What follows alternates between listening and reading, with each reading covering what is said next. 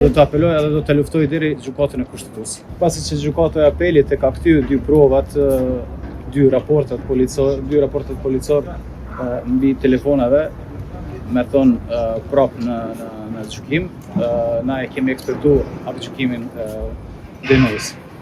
Por unë mendoj që këtë provat nuk mund të jetë me ligj, nuk janë me ligj, për shkak se nuk ka qenë urdhrin e gjykatës për mbastisjen e telefonis, cili është parapar me nenën 103 paragrafin 5 kodin procedurës penale.